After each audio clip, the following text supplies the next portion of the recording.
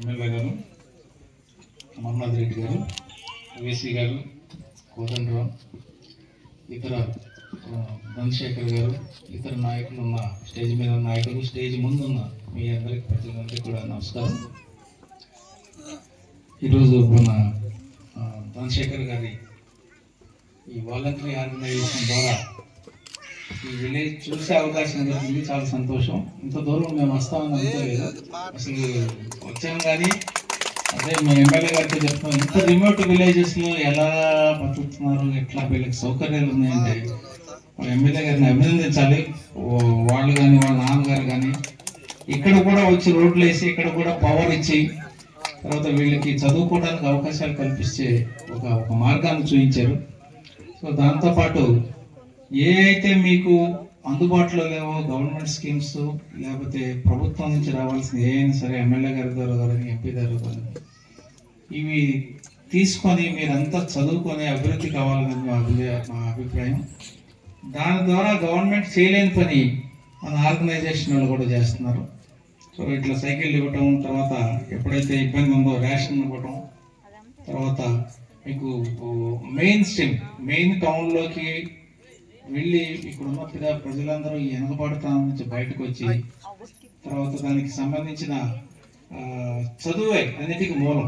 ఆ చదువు కానీ పిల్లలు కానీ చదువుకుంటే వీటన్నిటి నుంచి బయటకు వచ్చేస్తాం. ఊరు దాటి వెళ్ళక్కర్లేదు, కానీ ఈ ఊర్లో ఉన్నా కూడా చదువు కానీ చదువుకుంటే ఇవన్నీ మారిపోతా ఉంటాయి.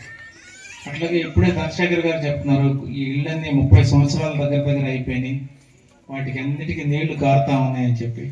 సో నేను గౌరవనీయ ఎమ్మెల్యే గారిని కూడా కోరుతా ఉన్నాను, ప్రపోజల్ తీసుకొని ఎంతమందికి ఇల్లు టైం అయిపోయి ఉంటే అంతమందికి మళ్ళీ ప్రపోజల్ పెట్టి కలెక్టర్ గారి దృష్టికి తీసుకొస్తే మేమందరం కూడా కలెక్టర్ గారికి చెప్పి ఇట్లాంటి గ్రామాల్లో వాడు నివాసయోగ్యమైన ఇల్లు ఇస్తే బెటర్ అని మేము కూడా కృషి చేస్తాం.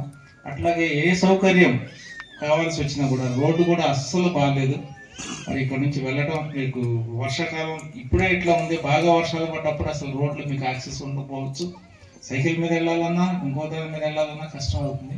సో ఆ రోడ్డు కూడా ఎట్లా దాన్ని మెరుగుపరచవచ్చు ఆ రోడ్లని అనేది మేము కలెక్టర్ గారితో మాట్లాడి తర్వాత ఎమ్మెల్యే గారి ప్రపోజల్ తోటి ఆ రోడ్డు తర్వాత ఇల్లు సంగతి కూడా చూస్తానికి ప్రయత్నం చేస్తాం. వాస్తవానికి నాకు చాలా ఆశ్చర్యంగా ఉంది. నేను కూడా చాలా విలేజెస్ చూసాను, కానీ ఎంత రిమోట్లో ఈ విలేజెస్లో ఇట్లా ఉండటం, వీళ్ళంతా ఐడెంటిఫై చేయడం చాలా గొప్ప విషయం. సో ప్రభుత్వం గొప్పతనం కూడా ఉంది, వీటన్నిటికి పవర్ ఇవ్వటం, వాటర్ ఇవ్వటం, రోడ్లు వేయటం. సో మీ అందరూ అభివృద్ధి కావాల్సింది అనేదే ప్రభుత్వం యొక్క ఉద్దేశం. ఇంకా మరి కాస్త మెరుగుపరిచి మరి కాస్త అభివృద్ధి చేయడానికి ప్రయత్నం చేస్తాం.